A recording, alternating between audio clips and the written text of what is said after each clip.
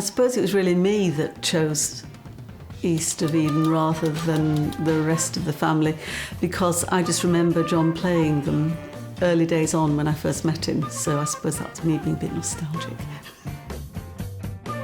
Curiously enough, we were called the Electric Light Orchestra when we started and decided to dump that name. I think it was the management came up with East of Eden, I don't think we did.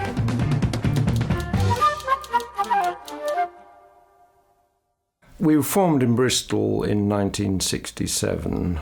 Me personally, I was a blues player, really, Hendrix, Cream, but I, was drifting towards Frank Zappa and things like that.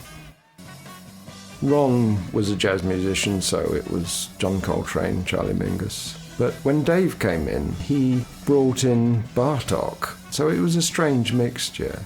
But it was really three musicians with completely different backgrounds, just seeing what happened.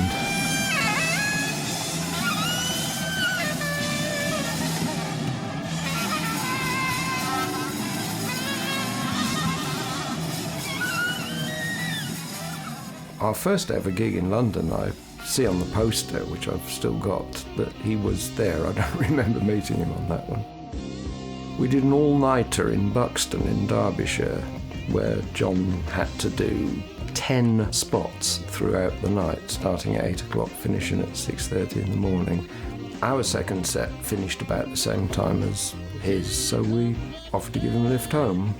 We realised we were rapidly running out of petrol, so we found a remote service station in Derbyshire which only had a self-service pump open, nothing else, which took pound notes, which is rare, which bought about 3 gallons in those days. And John was the only person with a pound note, so hopefully we reimbursed him, God knows. Everybody knew him then. He became very popular, certainly with our section of the music, immediately, because he was the only person who championed our sort of music. The rest of the DJs were purely top 40. That's East of Eden, another very good group. That's called Nymphenburger, which occurs on their Snafu LP, which you doubtless have at home. And here's some more good music.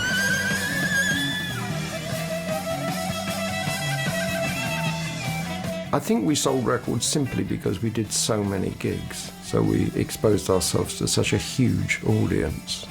Oh, it was great, but of course it was ridiculously tiring. We were doing, 250 gigs a year, going all over Europe, whatever. After we left Decca Records, Decca found this single we'd made, Jig a Jig, re-released it, and it became a hit. But sadly, 4/5 of the band had left by then, including me. I've spent the last 40 years as an illustrator. I've done a couple of Rolling Stones tour posters and lots of McDonald's Happy Meal boxes.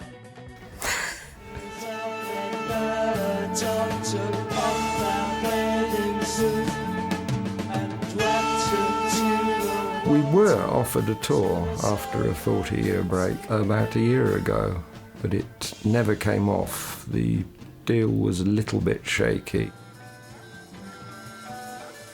It would have been a bit scary after all these years. We'd have needed a nurse on the tour bus. And that's East of Eden with an extended version of their chart-bound sound called Jig a Jig. It's rather good music on this week's programme, actually.